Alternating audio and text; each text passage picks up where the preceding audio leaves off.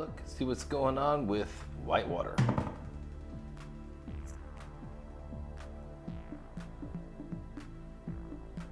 All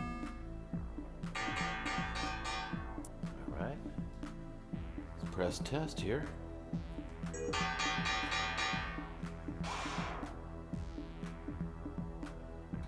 So I have a BIGFOOT error. And what that means is BIGFOOT, he does push this log out to divert the ball, but his head doesn't spin around. It does not, the motor does not work. So we'll go underneath the playfield and we're gonna figure out what's going on with BIGFOOT on Whitewater. So this here, the bottom of the playfield, is the motor board for BIGFOOT. And I do have one connector already off on the left. And if you see that green capacitor right there, I don't know, let me get my finger in there, right there near the top. I've already replaced it with one of these because it looked like the other one just grenaded. Didn't change the fact of the operation of BIGFOOT.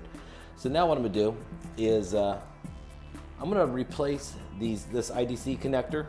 It's a, what is it, 4-wire? Right there. I looked in and it looks like there's not a good connection, and this is coming from the driver board, I believe. So I'm gonna change it to the crimp-on style molex connector and see if that doesn't get us power to the board, because this red light is not coming on at all. All right, let's go to work. Now on the workbench here, we have the 156, 0.156 molex connector. It's an 11 position, and the connector I need is a 5 position. There's gonna be 2 wires, a key, and then 2 more wires. So what I'm gonna do is I'm gonna take this 11, I'm gonna cut it right down the middle. I'll end up with 2 5 positions. I'll use 1 5 and I'll have 1 for a spare. And this is the body of what the new connector I'm building. All right, so on the workbench now we have 2 5 position 0.156 molex housings. Split it down the middle just using this razor blade, little shavings right there. And then I took hot glue, and where my key goes, I went ahead and squeezed hot glue into that port there. So I'll have 2 wires here, and there's no way I can misalign my connector now that I have the key area blocked. And then I just have this extra 5 position for a spare. I can cut it to a 2, 3, 4, or just leave it as a 5 for future use. All right, let's wire this thing. So this is one last look at the original connector, the one I'm replacing. And the ramp is on this side of the connector. That's how it connects positively to the one that's made it to the circuit board. And I just have to get the wires in the correct location on the brand new connector. So here's a quick video showing the wires. 3 are done, and then the 4th one, it's about how much I strip off before I put on the connector here. And this here's the tool that I used to crimp it on. I think I used the B jaw for this one, right up here by my thumb. And this is an unused connector, and it's got 2 spots. The closest one to the left-hand side, it actually grips a hold of the bare wire, and then the second one, it grips a hold of the plastic or whatever type of coating the wire has. So here's the brand new connector. Used a wire tie to manage the wire. All brand spanking new, gonna make wonderful connection. In my hand I have the old one. You can see where I cut it, removed it. It was just pressed in to the housing, and that's how it made the connection into the male pins on the board. So just done with this. I use these to cut the wire, and then these to strip the wire. I have the bidirectional motor board assembly, PCB. It's out of the game, off the bottom side of the playfield, so I can check it out, seeing why this LED one is not lighting. And this is, I believe, where the voltage comes from. And because I just rebuilt the connector, and I wasn't seeing it transfer throughout the board, so This is the cap that I pulled out. It's the C2 right there. The one I pulled off the board is a little bit larger footprint, but it's the same specs. And I wasn't getting continuity between the path, and so let me flip it over.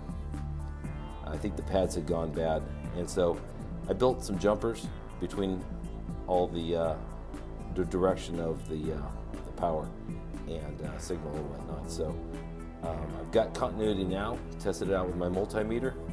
Put it back in and let's see what we get.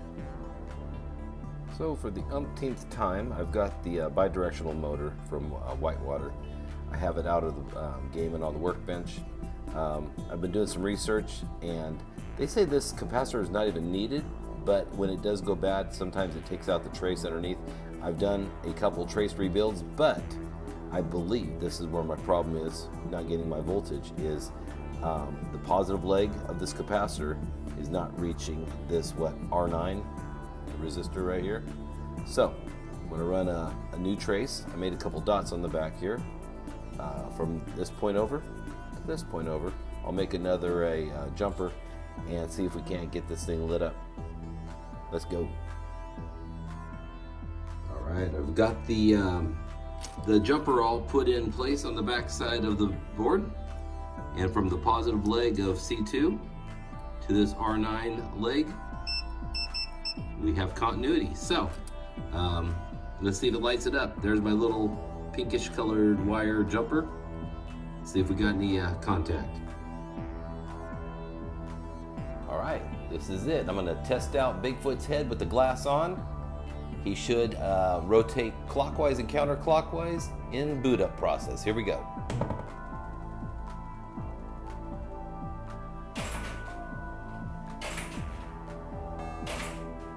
Welcome back, my old friend.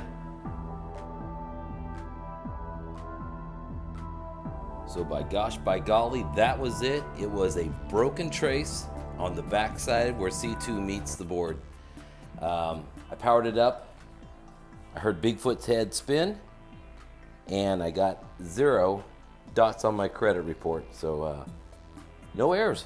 Let's go play this sucker. Oh, and also, my backglass, I got the GI sorted out, which was one other issue I had to deal with. So it's Whitewater time here, Steel's Gameroom. I'd like to throw out some special thanks. I'd like to thank Chris Hibbler for his great knowledge that he puts out on YouTube, his repair videos.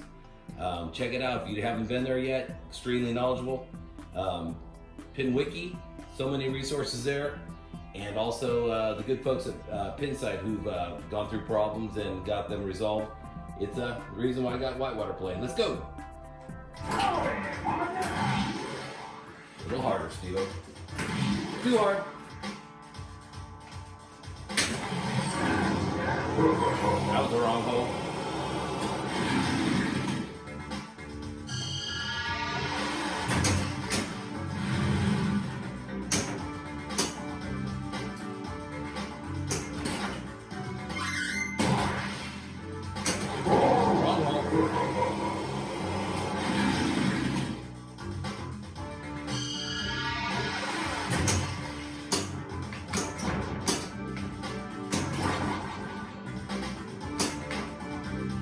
Oh, really?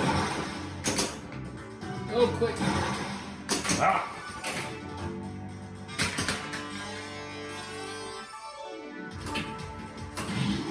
All right, I think we get it there. There we go.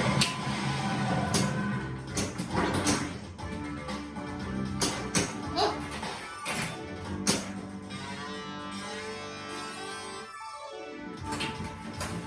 Ball 3, final ball. Head spinning, baby.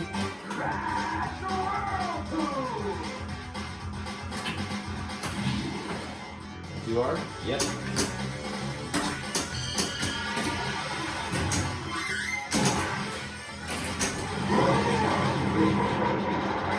My Bigfoot.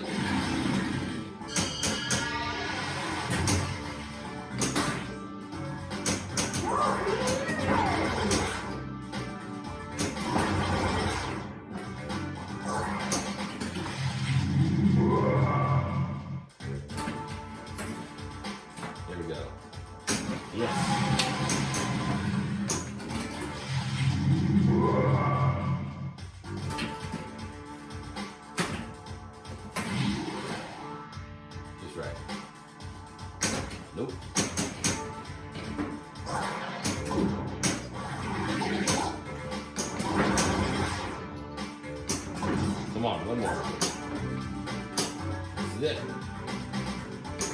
Woohoo!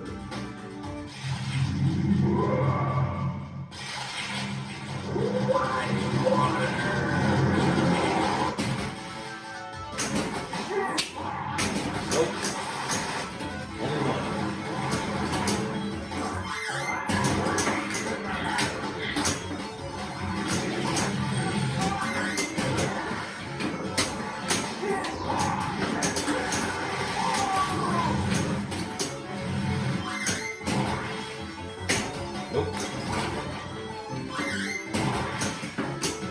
Nope.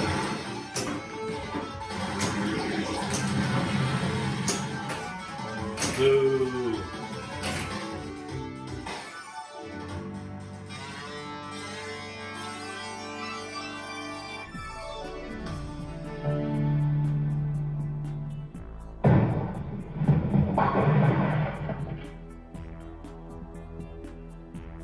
What a nice effect.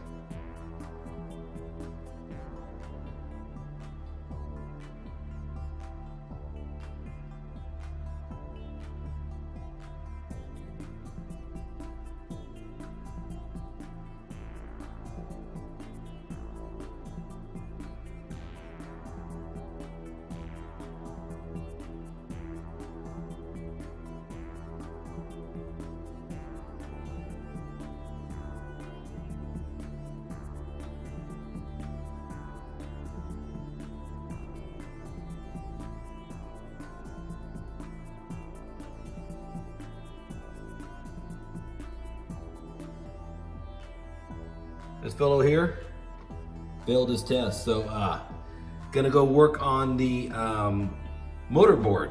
That's where I'm heading next. Okay, the bi-directional motor drive assembly right there in the manual. Page or section 2, number 16. It's right down here in the bottom left. We'll pull it off and we'll inspect. The sunlight, dusty, dirty, but it's not oily like the opto board. So I'm gonna take it in, clean it up, and look at it under the magnifying lamp.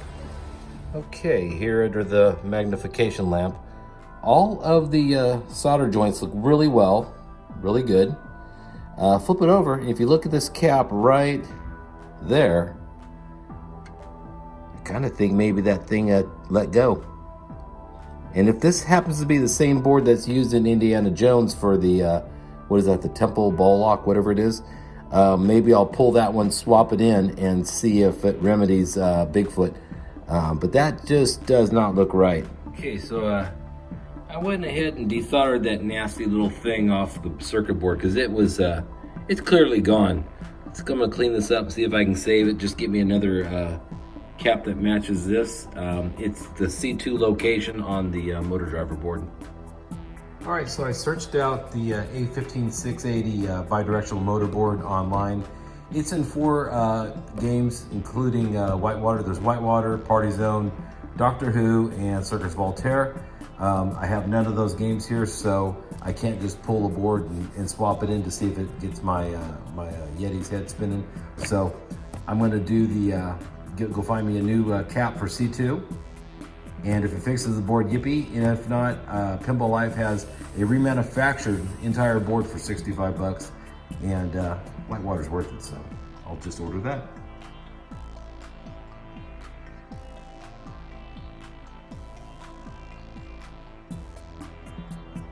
All right, looky here.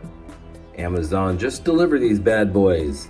Got a 5-pack for about $1 a piece. I think a little over $6 for them delivered with shipping and tax and whatnot. And look at the size difference.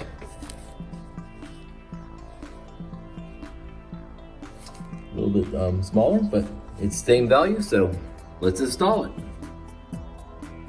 Okay, so there it is on the board, fully soldered on. I just got to trim the leads off the back side, and we'll install it and test it. It is directional, so make sure you get your negative lined up with your negative, so you don't have any bad results. All right, all installed. Just the 4 screws and the 2 connectors. Let's put down the playfield and test.